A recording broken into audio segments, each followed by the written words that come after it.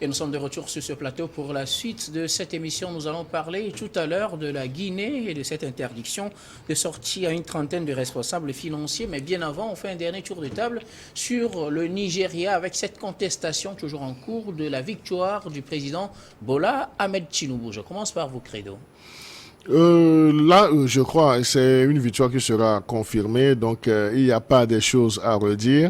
Et disons, la gesticulation, bien les gesticulations de ceux qui ont été, disons, déclarés non vainqueurs, cela va de soi également, mais il n'y a pas assez de matière, donc il n'y a pas de matière à discuter. Donc le Tinubu va terminer son mandat. Peut-être que ces genres de contestations sont des signaux qu'on lui envoie pour dire que nous allons toujours contester votre légitimité, mais cela influerait également sur, disons, la réalisation de son programme. Parce que, comme le disait M. Lemou, il va passer un temps fou à vouloir calmer les esprits par rapport à son élection, qui n'aura pas le temps de dérouler convenablement, disons, son programme électoral. Alors, on va imaginer juste une situation pour mieux comprendre. Imaginez que déjà, à l'appel, en septembre, avant qu'on ait déboute Atikou Abubakar et Peter Obi en septembre, imagine que la Cour d'appel devrait confirmer l'heure et que se serait-il passé? Tinubu, sa présidence est annulée, il n'est plus président en exercice de la CEDEAO, on annule sa décision ou comment cela se passe normalement? Non, mais je ne pense pas que cela puisse être dans ce schéma-là. Si cela devrait être dans ce schéma, peut-être que c'est juste au lendemain des élections qu'on retrouverait, disons, des formes d'appréciation de la sorte. Du moment où, et vous avez vu l'empressement avec lequel le monsieur a même pris la présidence de la conférence des chefs d'État, parce que il était venu jeune président, même qu'il soit vieux, jeune président de son pays, avec l'inexpérience, la somme d'inexpérience, et que le monsieur aussi ait voulu, ait combattu pour avoir la présidence de la conférence des chefs d'État de la CEDEAO. On peut même se poser une question. Est-ce que ce n'est pas une façon à lui de pouvoir garder les clés de sa maison du Nigeria pour ne pas être, disons, bousculé sur le plan de la gestion du pays? Donc là, moi, je ne voudrais même pas aller sur ce schéma. S'il devrait y avoir cette hypothèse, l'hypothèse serait déjà concrétisée au lendemain de son élection. Il y a Louis qui disait, Tinubu a une somme d'expérience en faisant prospérer, disons, des gens qui ont eu à gouverner le pays. Donc ce n'est que le retour de l'ascenseur. Ce n'est que le retour de l'ascenseur. Et il y a une image aussi très importante. Au lendemain de son élection, donc on a vu Aliko Dangote aller chez lui presque au cours d'une sortie officielle même, presque à genoux devant lui et lui faisant allégeance. Donc c'est dire que la chose politique, elle est une chose, mais il y a tout concours ou bien tout vient disons de réseau. Donc son réseau a prospéré, il a pris la présidence, il va l'assumer avec toutes les difficultés, mais il va aller au bout de son mandat. À vous écouter, on peut se dire qu'il n'y a pas de chance, en tout cas pour Atikou Abubakar et Peter Obi dans cette affaire. Louis, un dernier mot sur la contestation de l'élection de Tinubu. Non, mais tout n'est qu'une stratégie des opposants, Atikou et Peter Obi. Et comme le disait quelqu'un, je pense qu'ils vont continuer par mobiliser durant tout le mandat de Bola Tinubu. Ce sera une façon pour eux d'être en contact avec la population et d'abord rendre le pays ingouvernable, d'abord à Bola Tinubu lui-même, parce que tout porte à croire que ces opposants-là veulent finir avec tout ce qui a trait à Mohamed Bouhari, finir avec le camp Mohamed Bouhari aujourd'hui et continuer par s'imposer. La politique nigériane aussi, elle est tellement atypique que quand un camp vient, il essaie de mettre la main sur le pays pendant un bon moment. Et donc aujourd'hui, Tinubu, il est constaté, et je le disais tout à l'heure, que même à l'interne, il ne fait pas l'unanimité parce qu'il a pris en temps une décision impopulaire. Il a demandé à ce que le Nigeria intervienne au Niger pour bombarder en fait des peuples frères. Et donc à l'époque, ça a créé un tollé général même au sein du Sénat, au sein de l'Assemblée nationale. Donc aujourd'hui, ça fait qu'aujourd'hui, il a des prérequis péjoratifs qui jouent contre lui. Mais qu'à cela ne tienne, il ira au bout de son mandat. Mais souvenez-vous que durant tout ce mandat-là, il n'aura que des problèmes à régler. En tout cas, c'est votre lecture de la situation. Nous allons terminer avec vous, Constant Lemo, sur cette affaire. Je pensais avoir été oublié. Non, non. Je voudrais d'abord féliciter les deux candidats malheureux qui ont porté plainte parce que sous d'autres cieux, on chercherait plutôt à rendre le pays ingouvernable par des appels à des manifestations ou carrément prendre des armes. Mais ce qui n'est pas le cas au Nigeria, ce qui est très bien.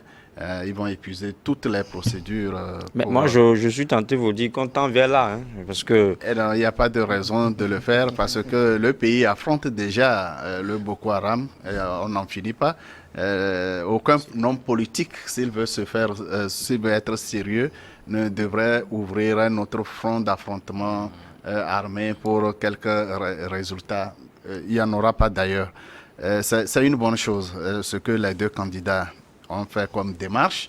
Ils ont laissé Tinubu gouverner tel que la loi le demande. Il va continuer. Eux, ils vont continuer toujours leur sensibilisation. Vous posiez une question, Guillaume, tout à l'heure, si jamais l'instance venait à donner raison aux deux candidats, ça veut dire que l'élection serait annulée tout simplement et reprise, ce qui est improbable parce que, effectivement, dans l'histoire du Nigeria, il n'y a jamais eu de ces cas d'élections annulées. Et ce n'est même pas de l'intérêt de l'État nigérien que les élections soient annulées. Vu le coût d'organisation des élections, je pense que c'est mieux de laisser faire, c'est mieux que Tinubu termine son mandat, tant bien que mal. Mais le plus grand intérêt pour tous les Nigériens et pour les deux candidats malheureux, c'est d'assurer la vie tranquille des Nigériens et de préparer les prochaines échéances. Si jamais on avait annulé naturellement, Bola Tinubu ne serait plus président en exercice de la conférence des chefs d'État de la CEDEAO, mais celui qui serait élu à sa place garderait le poste parce que ce n'est pas la personne du président qui occupe le poste, mais le poste est attribué au pays. Quel que soit celui qui serait élu président, le tour du Nigeria était arrivé d'occuper ce poste de président en exercice des chefs d'État de la zone. Je pense que si on était arrivé à cette possibilité d'annulation, le Nigeria aurait eu la chance d'effacer cette erreur grossière de Tinubu dès sa première sortie sur le plan international. Parce que c'est quand même une honte. Qu'on a l'impression que vous ne lui pardonnez pas. Hein? Pardon? On a l'impression que vous ne lui pardonnez pas cela. Je ne peux pardonner quelqu'un qui est sanguinaire dans la tête. Quelqu'un qui est sanguinaire dans la tête, je ne peux le pardonner parce que il a quand on dit qu'on ne veut pas de coup d'État, est-ce être sanguinaire? Ce n'est pas qu'on ne veut pas de coup d'État, mais qu'on se prépare pour aller accomplir un carnage humain. C'est ça, c'est ce que nous ne voulons pas. Personne ne souhaite les coups d'État, personne ne cautionne les coups d'État parce que c'est complètement antidémocratique. Un coup d'État, on ne sait pas vers quoi la gouvernance va basculer, mais il y a des moyens de contraindre les auteurs des coups d'État à revenir rapidement à l'ordre constitutionnel. On peut suspendre les auteurs, les dirigeants mal élus ou bien qui ne sont pas constitutionnellement élus. On peut les suspendre des instances, mais on ne peut pas préparer une guerre et faire des victimes alors que le coup d'État n'avait pas fait un seul tir, aucun blessé, mais on s'apprêtait pour aller tuer. C'est ça ce que le Nigeria va porter pendant tout le temps de l'exercice de Tinubu à la présidence de la conférence des chefs d'État. Je dis bien, si son élection avait été annulée, le Nigeria aurait eu l'occasion d'effacer cette erreur-là.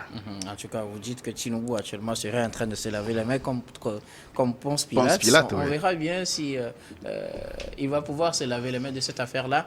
Nous allons nous en tenir à ce qui est dit concernant le Niger et le Nigeria plutôt, et aller maintenant En Guinée, où la junte ou bien la transition, le gouvernement de transition a fait sortir un communiqué vendredi. La justice guinéenne a interdit donc de sortir du territoire une trentaine de responsables financiers cités dans des enquêtes en cours.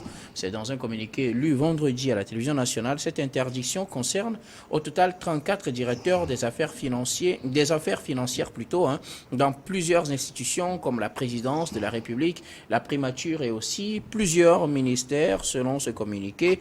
Seulement, la Cour de répression des infractions criminelles et des infractions économiques et financières, CRIEF, n'a pas réellement donné les charges retenues contre ces personnalités-là. On sait juste que ce sont des personnalités en charge de la gestion financière de plusieurs institutions, y compris de la présidence de la République, et qui sont aujourd'hui interdites de sortie du territoire guinéen. Constant. Oui, en Guinée, il y a un ménage qui est en train d'être fait dans l'administration, surtout du côté financier, avec cette instance mise en place pour assainir les finances et analyser les différents actes posés, éventuellement identifier les crimes économiques qui auraient été commis, les crimes économiques comme financiers. Alors, les concernés de cette interdiction de sortie sont des hauts cadres, des directeurs financiers, aussi bien au niveau de la présidence de la République, au niveau de la primature et d'autres ministères. Et ces personnes sont interdites parce qu'elles font l'objet d'une enquête judiciaire pour s'assurer s'ils sont coupables ou non des malversations qui ont été constatées. Alors, si jamais cette mesure n'était pas prise et s'ils ont la chance de mettre pied hors de la Guinée, c'est évident que s'ils se reconnaissent coupables, ils ne reviendraient plus. Alors, c'est une action que le président Doumbouya a entreprise il y a bien longtemps. D'ailleurs, je rappelle que l'ancien président de l'Assemblée nationale et l'ancien Premier ministre sont sous les verrous actuellement pour des malversations, des crimes économiques et financiers. Et je pense que graduellement, il y a un apurement administratif et financier qui est en train d'être mené au sein de l'ensemble de l'administration guinéenne. Et je pense que c'est un bon exemple. S'ils pouvaient aller jusqu'au bout, ne pas remplacer des criminels par d'autres, que désormais, après avoir nettoyé la maison, que cette maison ne se salisse plus, qu'il n'y ait pas des criminels remplacés par d'autres et on vivrait pire comme sous les autres cieux. On déclare lutter contre la corruption, mais au bout, les nouveaux responsables sont plus corrompus que ceux qu'on a remerciés ou ceux qu'on a condamnés. Nous souhaitons vivement que ce militaire, cet officier supérieur qui a pris ses responsabilités, puisse aller jusqu'au bout, parce que l'Afrique en a besoin. Les pays africains, longtemps mal gérés, mal gouvernés, ont besoin de ces mesures. Que ça ne soit pas des instances vides. On dit, voilà, c'est l'instance qui est chargée de vérifier. On va voir quelqu'un à côté, de toute évidence, c'est quelqu'un qui a commis des crimes. Lui, il est intouchable. Mais ceux qui se sont mêlés des affaires de centaines de milliers, on les met sous verrou. Alors que ceux qui sont coupables des dizaines, voire des centaines de milliards, on n'y touche même pas. Là, ça pose problème. En tout cas, on verra bien comment cette affaire va se terminer, puisque Mamadi Doumbouya, en prenant le pouvoir, avait annoncé qu'il lutterait contre la corruption et va punir ces crimes économiques-là. Peut-être c'est ce qu'il est en train de faire, seulement que dans sa répression de ces crimes économiques, plusieurs personnalités ont été arrêtées. Vous venez tout à l'heure de citer le cas de l'ex-premier ministre et de l'ex-président de l'Assemblée nationale. J'entends dire que c'est la purge au niveau de la Guinée, c'est une chasse aux sorcières, ou bien c'est juste l'application de nouvelles mesures pour faire taire les actes de corruption? Est-ce qu'on peut parler de purge? On dirait que l'intention y est, mais c'est la manière qui ne s'y est pas. Moi, j'aurais mieux apprécier qu'on nous dise clairement les charges qui sont retenues contre les 34 directeurs des services financiers, parce que qu'on dise qu'ils sont interdits de sortir sans préciser, sans une précision du procureur de la CRIEF, M. Ali, disant clairement à l'opinion nationale et internationale ce qu'on leur reproche. Donc c'est là où j'émets un peu de réserve. Est-ce que ce n'est pas une autre forme de chasse aux sorcières? Parce que c'est vrai, le président Doumbouya, en prenant le pouvoir, a manifesté son intérêt pour la lutte contre la corruption. Mais est-ce que la lutte contre la corruption doit être faite dans ce sens, sans des éléments d'appréciation? Donc j'aimais un peu, parce qu'on peut tout mettre dans la lutte contre la corruption pour écarter des gens qui seraient un peu gênants. Il ne serait pas assez compliqué aussi pour les partisans du président qui a été renversé, Alpha Condé, de dire que peut-être que ces personnes avaient des accointances avec le président qui a été renversé, qu'on leur fait de la misère. Donc le procureur de la CRIEF aurait mieux fait de préciser les faits qui leur sont reprochés et l'opinion aurait une idée assez claire. Mais le faire, dire qu'ils sont interdits de sortir du pouvoir sans, disons, donner les mobiles, les motifs, donc cela pourrait être également assimilé à un abus de pouvoir ou bien d'autorité. Louis, 34 personnalités sont interdites de sortie du territoire guinéen parce qu'une enquête serait en cours. On sait que c'est la CRIEF qui a annoncé cette interdiction. On sait que donc c'est des enquêtes en lien avec la gestion financière du pays. Plusieurs institutions sont concernées, la présidence, la primature, des ministères. Que dites-vous de cette situation? Une répression économique ou plutôt une chasse aux sorcières? Non, moi, je souhaite plutôt qu'on parle d'assainissement du secteur financier. Assainissement du secteur financier, même si, quelque part, avec l'acte posé, Doumbouya est en train de donner raison, en fait, à ses contempteurs, parce que il n'aurait pu, normalement, ou bien le procureur de la CRIEF aurait pu juste notifier, en fait, à ses responsables là concernés ce pourquoi ils sont accusés ou bien ce pourquoi leur passeport leur a été retiré. Et donc c'est d'abord c'est le petit couac que moi je suis en train d'honnêteté, mais quand vous analysez à peu près le fil de l'actualité guinéenne depuis que ce colonel là a pris au pouvoir, je me dis qu'il est dans une suite logique. Et puisqu'il a dit à la prise du pouvoir, il a dit que la justice sera la boussole qui va orienter ses actions. Et on l'a vu à plusieurs reprises avec notamment ce procès-là, le procès du 28 septembre, où on a essayé d'éclairer, d'élucider les circonstances dans lesquelles plus de Guinéens ont été décédés. Et donc je pense que c'était un acte fort de sa part. Maintenant, aujourd'hui, puisque la Guinée veut justement en fait repartir sur de nouvelles bases avec la renégociation des contrats et tout, je pense qu'on doit mobiliser à l'interne. Et donc, si vous voulez mobiliser à l'interne, vous ne pouvez pas fermer les yeux, vous ne pouvez pas continuer par autoriser la gabegie ou bien les malversations financières. Donc aujourd'hui, c'est prouvé que généralement en Afrique, c'est pas seulement en Guinée, mais quand les autorités, quand les ministres, ils voient toujours en première classe. Et quand on vous dit que quelqu'un voyage en classe d'affaires, c'est énorme en fait. Et ils le font sur le dos de l'État. Et donc à un moment donné... C'est quand même une personnalité, on va le laisser... Une personnalité, mais ailleurs, on a vu des personnalités responsables qui ont allé jusqu'à renoncer à leur salaire. À leur salaire.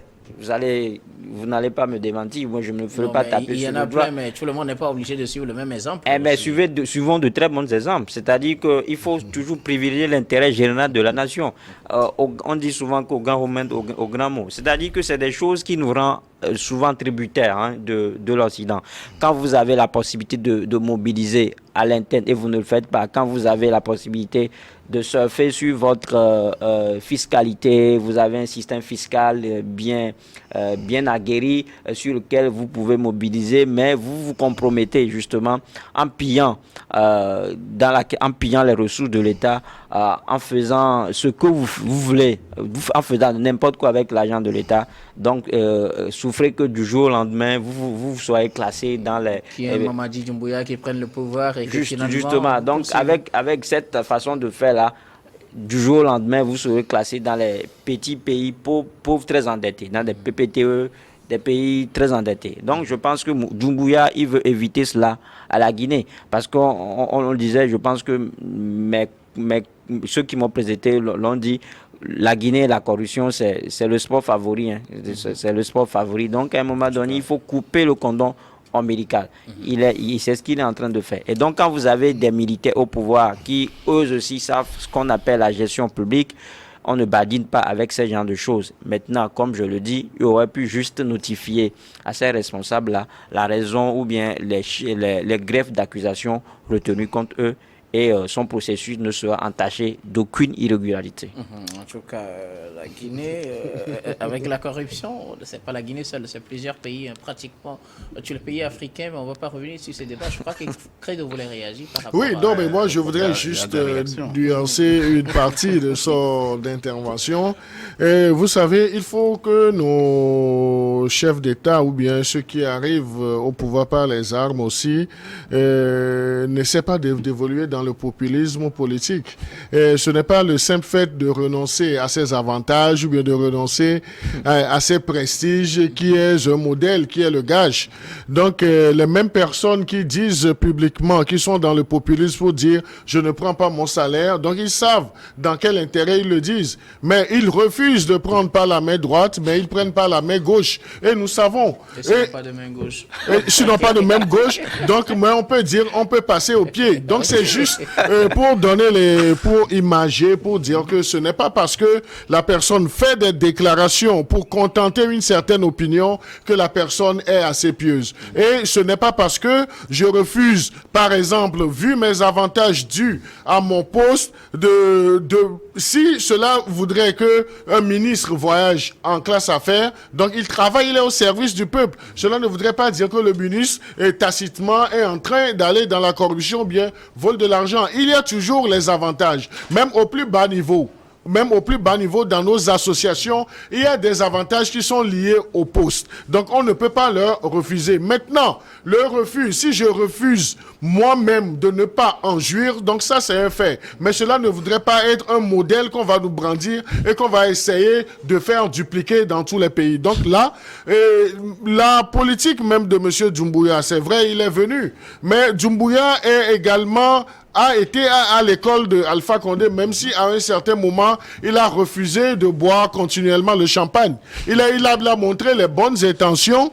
Cela a été même une surprise que Doumbouya ait pu renverser M. Alpha Condé. Maintenant, il l'a fait. Il a envoyé des signaux forts. Il est obligé de rester dans cette logique. Mais il ne faudrait pas que, disons, cette volonté de toujours plaire au peuple, au public, à l'opinion, amène à ce qu'on fasse des abus sur des citoyens. Et ce que nous disons là où je partage l'avis, ou bien là où mon cher confrère Louis me rejoint, c'est que le procureur de la CRIEF aurait mieux fait, simplement fait, que de notifier ce pourquoi ces personnes sont interdites de sortir du territoire. Donc, c'est le seul lapsus qu'il y a dans cette décision. Donc, pour tout citoyen, vu les charges qui sont retenues contre toi, une décision de justice peut t'interdire, disons, de faire assez de mouvements, même de quitter pas seulement le territoire, mais de quitter un périmètre. Oui. Donc, on a vu, même dans notre pays, le Togo, des gens leur liberté de mouvement sont conditionnées. Des gens aujourd'hui qui sont placés sous contrôle judiciaire ne peuvent même pas se hasarder de quitter, disons, la ville de Lomé. Donc là, c'est par rapport aux éléments qui sont disponibles au niveau de la justice et qui ne rassurent pas d'une représentation de cette personne lorsqu'on aura besoin d'elle. Mais dans le cas d'espèce de la Guinée, on peut dire qu'il y a déjà des insinuations sur abus d'autorité, abus de pouvoir de la part du parquet du CRIEF. Merci beaucoup, Credo, pour cette réaction. Constant, votre réaction aussi? Oui, je voudrais dire quelque chose, peut-être, je peux être en quelque sorte aux antipodes de votre explication. Il faut d'abord voir le contexte général. Le président Doumbouya ne s'est pas intéressé uniquement à ceux qui étaient au pouvoir. Tous ceux qui ont participé d'une manière ou d'une autre, qu'on soit au pouvoir ou dans l'opposition, aux crimes économiques, tous ont été touchés.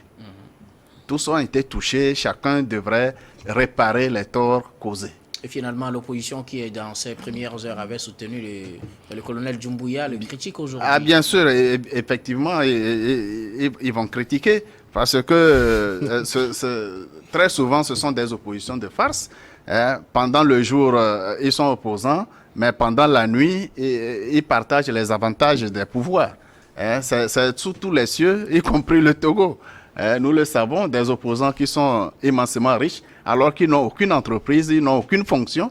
Leur seule profession, c'est d'être opposants. Et certains, quand même, ont eu le courage de dire qu'ils prennent toujours de l'argent, ils vont continuer à prendre. C'est quand même courageux et honnête de le dire au vieux, au sud de tout le monde. En Guinée, ce ne sont pas tous les directeurs financiers qui sont interdits de sortie. Ceux qui sont intéressés par cette mesure, c'est des gens où on a vérifié, disons, les comptes et on découvre de graves irrégularités.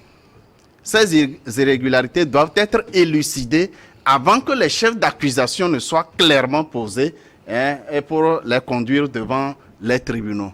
Avant la fin des analyses de tous les dossiers, avant cette procédure que nous pouvons appeler peut-être une instruction du point de vue financier, on ne peut pas établir les charges réelles. Mais on peut prendre des mesures conservatoires pour les interdire de sortir du pays pendant que l'enquête se poursuit et jusqu'à ce qu'on sache s'ils sont, oui, coupables et responsables ou non de ce qui aurait été remarqué comme irrégularité. Donc, on ne peut pas reprocher au procureur de n'avoir pas formellement formulé les chefs d'accusation contre ces différents directeurs. Et non, le refus qu'ils sortent sont des mesures conservatoires pour des besoins de vérification de tous les dossiers au complet. C'est très important. Il faut aussi remarquer que Doumbouya, jusqu'à présent, quand même, on peut lui reprocher très peu de choses.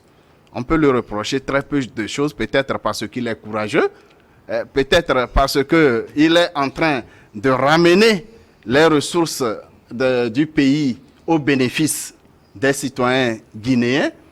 Ce qui est sûr, ça ne plaira pas à tout le monde parce que dans cette gouvernance extravertie, où on travaille pour faire plaire à quelqu'un, on travaille pour garantir les intérêts d'une puissance extérieure et on tire en même temps profit de ce service au profit d'une puissance extérieure.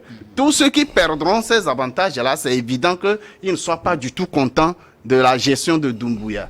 Ça est dans tous les pays victimes de la France-Afrique, par exemple. Dans tous les pays victimes du néocolonialisme, il y a les citoyens, ils sont très nombreux d'ailleurs, à la gouvernance du pays, qui profitent énormément, sauf que ceux qui tirent comme profit ne bénéficient pas à leur pays, puisque régulièrement, vous entendez des détournements, oui, mais l'argent détourné n'est jamais au pays, c'est à l'extérieur, et après, on déclare ces comptes des fonds mal acquis, et, on gèle les avoirs. Et ces avoirs gelés ne reviennent jamais au pays d'origine, mais bénéficient toujours à celui qui a placé tel ou tel à tel ou tel poste de la gouvernance. Merci beaucoup à vous. Nous allons marquer la pause pour le journal, puis on vous retrouve après pour la suite de cette émission.